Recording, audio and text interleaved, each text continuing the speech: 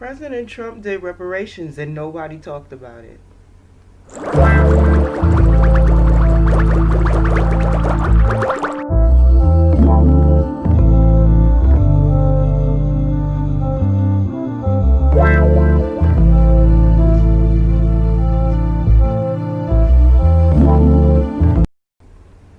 Yeah, so I definitely want to do my due diligence and take my best shot at breaking this down because this is reparations.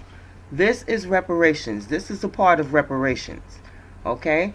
And I thought people would be falling all over themselves to talk about this, and nobody's really talking about it. I heard a few people say, "Oh no, it doesn't really do anything," or whatever, but that is nonsense. So I'm going to take the time out to break this down. And that is the Platinum Plan, President Trump's pillars. So, opportunity. By achieving historic employment levels for black Americans, as well as increasing access to capital for new businesses, President Trump has been committed to ensuring all black Americans can achieve the American dream. And this is true. And if you are already a business owner and you're a black American, you may want to think about rebranding and reopening. Adding a new element like a new product or a new service and just base your reopening around that. And that should qualify you for capital under this new business plan. Security. By signing into law the celebrated First Step Act, President Trump has brought common sense criminal justice reform to the American people for the first time in decades, while ensuring that our streets and communities are safe for families and business owners. Okay, and that's unlike NYC, where they provided a no cash bail. So you have repeat offenders who have very bad violent records just getting out based on the fact that they have a no cash bail system. And I don't want people to confuse that with the First Step Act. The First Step Act focuses on reducing recidivism, the recidivism rate, and also it focuses on making sure that that person that is going to be released in society has strong community ties and it has a base for employment, training, and education need be. Okay, so it's a whole system that's set up before someone is released under the First Step Act. So do not get that confused with this no cash bail thing where they're allowing predators back on the streets. President Trump and his administration is making sure that the people who qualify for this program will not be violent when they are released from prison. So, and they've taken all the necessary precautions to do so, okay? So next, prosperity. As the first president to provide long-term funding to historically black colleges and universities, this administration continues to seek immediate and generational advancement for black Americans. Generational advancement, meaning not leaving anyone behind. So the Platinum Plan, the intention is to uplift the entire black community. Okay? From all age groups. And how do we know that? It says generational advancement. Okay? So over time, and not leaving people like me and maybe older than me out, right? Fairness. As demonstrated through his actions to initiate investment into opportunity zones, as well as address health disparities, wage gaps, and necessary education reforms, President Trump works every day to advance fair and just America for the black community. Okay, so this is what he's doing for us. So don't let anybody tell you, oh, he's not doing anything, it's not doing enough, or whatever. Just tell them to shut up. Okay? So we want to move right along. And what we want to move along to, because that was the pillars, that's what this Black Platinum Plan supports, right? Those are the pillars, which will hold all these actions up. Now here is President Trump's promise to black America over the next 4 years. So it's very important that black people help to put him in office because we want this. This is reparations. I don't care if it's $500 billion. It's $500 billion more than you would get from Democrats. It's $500 billion more than you would get from Sleepy Creepy Joe, who's had 47 years. So let's get into it. 3 million new jobs for the black community. We definitely need those. Creating 500,000 new black-owned businesses. 500,000. Now you can't tell me that's not upward movement for the black community. Increase access to capital in black communities by almost 500 billion. Now we've heard black people say it over and over again. We don't have access to capital. Black people don't have access to capital. Black people don't have access to capital. Here's 500 billion. Access to capital. What you should be doing now is voting, figuring out how you're going to get to the polls, one, and two, how you're going to take advantage of this policy when Trump gets his 4 more years. That's what I'm thinking about. I have my daughter, my eldest daughter, I have her thinking about that. You know, she's good at baking and doing different things. Like, if you can bake, hey, let's bake together. Let's get something together and let's take advantage of this 500 billion. I have something that I am inventing. I'm short 10,000 racks right about now. So if I can find a way to maneuver my business plan for my invention over into this, best believe I'm going to take advantage of that. Okay? And that's what I'm looking into right now. But there isn't enough information to find out how I will be able to do that. But in order for me to get that intel, we're going to need 4 more years of President Trump. Safe urban neighborhoods with highest policing standards. Excuse me, that's the Modelo speaking this morning. We definitely need safe urban neighborhoods.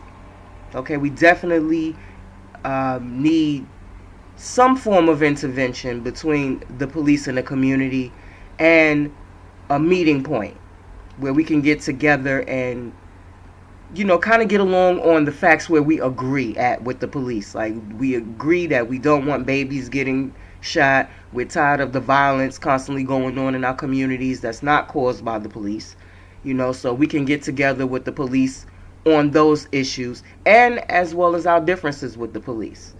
So I guess that's what the highest policing standards would be, having that open communication with the community and the police, and having safer neighborhoods. Listen, there was a time, 4 o'clock in the morning, if I felt like doing my laundry, I felt safe because of Giuliani. I'm in New York City, so Giuliani, he did a great job on making these streets safe. There were things, there's always going to be flaws. There's always going to be things that we can complain about. But the streets were safe. I didn't feel the need to walk over my shoulder. Right now, I don't know if that I would do laundry at that time. Now I got to go with everybody else, or, when people are still around, because you don't feel safe anymore. Especially being a Trump supporter, because it's a target on all of our heads. Okay, so I'm more cautious now, and that's because the standards are kind of low between the police department and the community. So I look forward to that. Commit to working on a Second Step Act. I'm curious. The First Step Act was great. It allowed non-violent offenders who made mistakes in their lives to have a second chance instead of allowing them to just rot in the prison system. And I thank the president and his administration and all that participated in making the First Step Act happen. And I'm very excited about what the Second Step Act could offer. I'm very curious about that. I want to see it happen. Access to better education and job training opportunities. That's very important in our community. Job training is very important. When I was young growing up, I thought the world was my oyster, because I saw how easy it was. You could graduate from high school. They had on-the-job training. If you weren't college material, it didn't matter, because you were going to get that on-the-job training. And they snatched all of that, during my era, Generation X. I'm 44. So people in my age group, they know, like, all of those opportunities, all of that on-the-job training, all of that got snatched away. And all of a sudden, you had to have a degree for everything. We got hit with, you got to have a degree for this, you got to have a degree for that, you got to have a degree for this. Things that you could do. tasks that you could complete, missions that you can accomplish. You all of a sudden needed a degree for when other people didn't. A lot of people that came before Generation X, I forget the group sometimes, but they didn't need that. What is that group called? The what they called? Before the Generation X. You don't know either. Forget it. It's not that important. You'll figure it out. The baby boomers, the baby boomer generation. They had all those opportunities and on the job training and all that. They snatched all of that by the time I got into the workforce. Okay, so I'm looking forward to seeing that come back and better education. I don't know if that relates to the public school system or not, but what I do know is that school choice is very important. Having the ability to choose which school your child goes to is very pertinent as to the success your child will have in life. Because if your child goes to the most low-ranking schools, then they're going to have a low-ranking life. They're not being inspired by anything going on in the classrooms. And more or less, there's a lot of violence and intimidation going on in a lot of these public schools, and the principals and teachers are not doing all that they can to quarrel at, to squash that. A lot of it is going on. I have nieces, in school. Fortunately, my kids didn't have to go through, the violence or whatever, but I have nieces. I have family members that had to go through a lot, because of their complexion, because of their hair, or whatever. They went through a lot.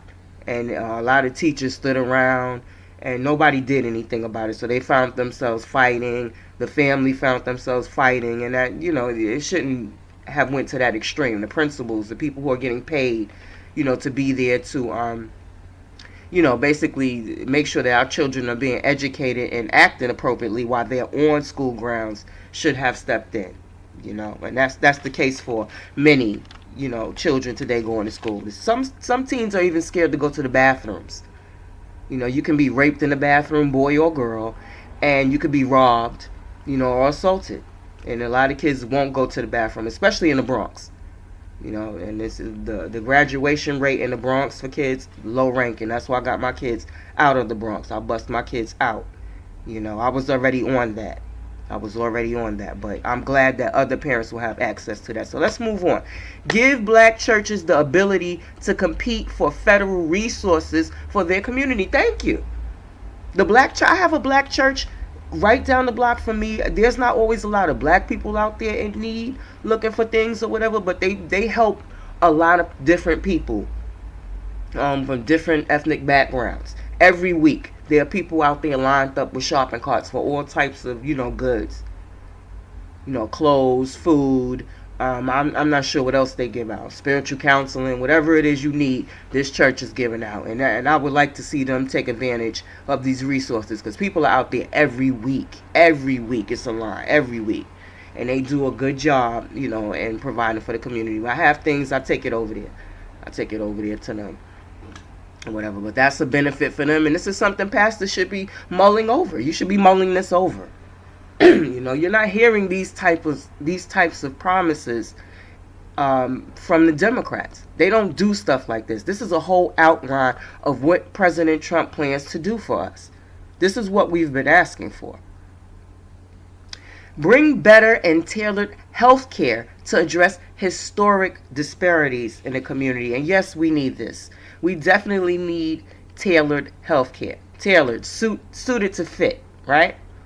Because we have a problem, with we have a long history of heart disease. We have a long history with diabetes. We have a lot of people who suffer from sickle cell anemia and rare conditions like myself. You have rare condition people out here, and we don't know what to do. Like, a lot of us just don't know what to do. And I'm tired myself of just having the medical community throwing studies at us instead of providing us with a more suited, health style regimen, right? So with us, you have to trick us. You have to trick us into these places. You have to trick us, in there with a hip hop song, make us think it's a party. We need a hip hop diet lifestyle. That's black people. We're different, and we definitely need a different way for the medical community to reach out to us so that, it's more attractive us to get us in those doctor's offices. You should just go to the doctors and get your annuals. We're a little stubborn. We're very stubborn when it comes to that. So, we need something tailored to fit. And I'm glad that the president even thought about that. Immigration policy that protects American jobs. And I'm all about this. I am all about this right here. Okay? Because illegal immigration, what they do is they stagnate wages. If I can hire 60 people to work in my chicken, I was about to say plantation, my chicken farm or my chicken manufacturing or whatever company, and I can hire them at $5.50, why on earth would I hire an American who I have to pay $19.50 an hour to? Okay, and here's why we need baby boomers to get on board, because you guys have the money. Let's say a baby boomer, let's say Uncle Bob. My Uncle Bob has $600,000 in savings in the bank. Okay, he owns his home outright, so he has no mortgage to pay. He gets, let's say he gets Social Security, $3,000 a month, and he has an annuity. So he gets about $1,000 out that annuity. Now, Uncle Bob is doing pretty good. Okay? But Uncle Bob has 13 nieces and nephews. And out of the 13, 4 of them are struggling. Right? Because they live in a manufacturing town. And for some reason, they worked in the manufacturing business, but they were furloughed and then they were never called back. Right? So because they're struggling, Uncle Bob has all these resources. Quite naturally, those 4 nieces and nephews are going to go over to Uncle Bob looking for help. So if I'm Uncle Bob, which would be a baby boomer, I would say to myself, immigration policy that protects American jobs. Now, my nieces and nephews been out of work for a long time, and due to that, maybe they're lower skilled. They don't go to college like everybody else, but they're hardworking people. And they're not working because illegal aliens are taking the jobs that they could be doing. Then maybe I need to reconsider on voting for Joe Biden. Maybe I need to take my vote over to President Trump. If not for me, for my nieces and nephews, for my grandchildren, for my great-grandchildren, so that they could have a life like I did. Okay, so that was just a little example of how, older people should be thinking about, the future for their families. Not for yourself, but for your family. You've already made yours. You have yours. You have to think about the next generations. And if we're going to open up the borders and everybody's just going to come in, what will your grands and great-grands and nieces and nephew have? Nothing. And we'll be right over there when you cash your Social Security check, when you collect your annuity, when we'll be right there for your retirement benefits. We'll be there. So that's something to think about, This is great. Advance home ownership opportunities and enhance financial literacy in the black community. Home ownership is great.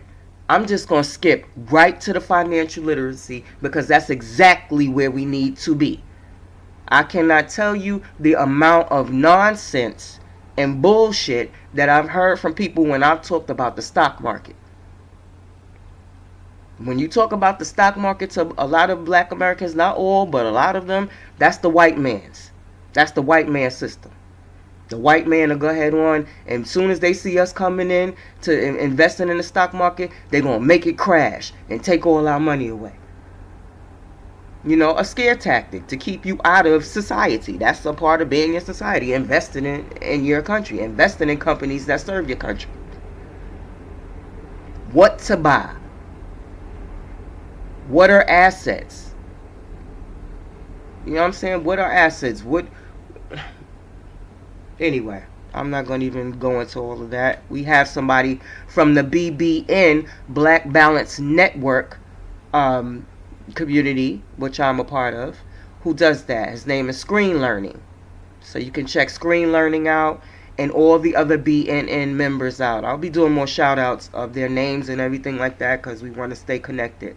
But it's a community that brings balance for the black community on YouTube anyway, okay? But I'm Screen Learning. Check them out. Okay, so financial literacy, definitely. We also have Boyce Watkins, he talks about financial literacy and the importance of it. Once you understand what to do with that dollar, besides just spend it, when you learn how to grow that dollar, you feel a lot better about yourself. The community will be better because you have learned not to just spend your money on wasteless things, and you learn more about investing and growing that dollar, and you will affect your community because they'll see what you're doing and they'll see you with more, and then they'll want to learn how to do it. So financial literacy is a great thing. It's something that is definitely needed in our community because we consume more than anything. We consume more than we produce. Okay? Onshoring manufacturing to advance jobs and development opportunities for black-owned businesses. Onshoring, I guess bringing manufacturing. I'm not too sure about this one. I'm assuming on this one bringing manufacturing jobs back, to America, so that will develop opportunities for. Okay, well, if they bring manufacturing, let's do this. Onshoring manufacturing to advance jobs and develop opportunities for black. Okay, so I guess maybe the black-owned businesses will be able to extract the resources that they need from the onshoring manufacturing, as opposed to going overseas where we do get, taken advantage of or whatever. So I guess that's making it more fair for us to get to the raw materials that we might need right here on American soil, as opposed to going overseas. I'm not too sure. Somebody else will be able to interpret that better, but pretty much this is great. Like I said, this is great. If you go further down, because you'll see the images, I'm not going to go into that part, but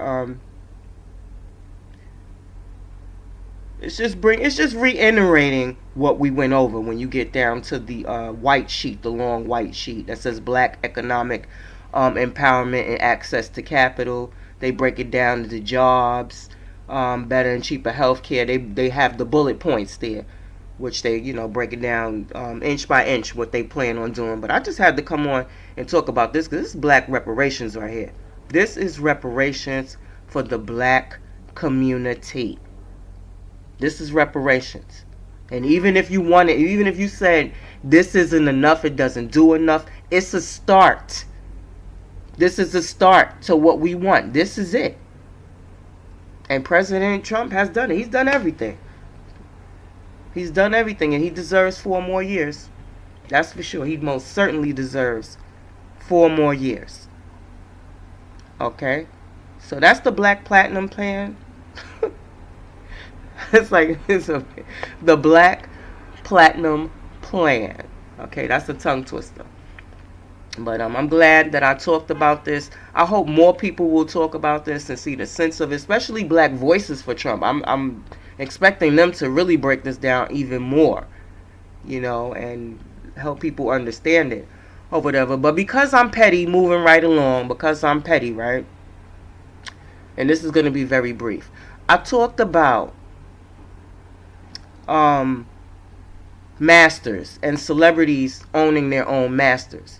So because the black YouTube streets are very small, you hear the chitter chatter, right?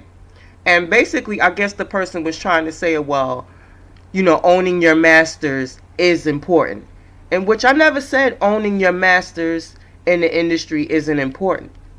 What I was talking about was the relationship of the Tory Lanez and the Jay-Z situation. Whereas I didn't feel Jay-Z would have the need to block Tory Lanez, just because he has he owns his own masters. And as I said previously, you can own your own masters in that industry, but if the industry doesn't want you to eat, you won't eat.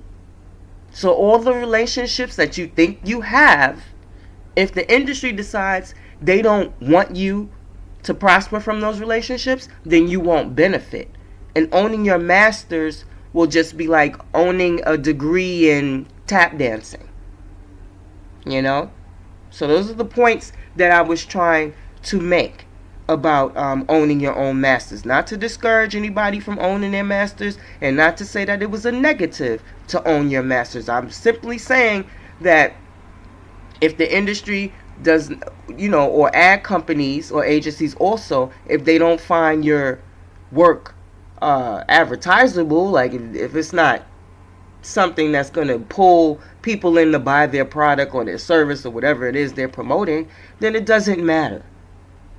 Okay, so I just wanted to, hopefully I cleared that up, because people, if you say something, they love to go at what you say without really understanding what you're trying to say.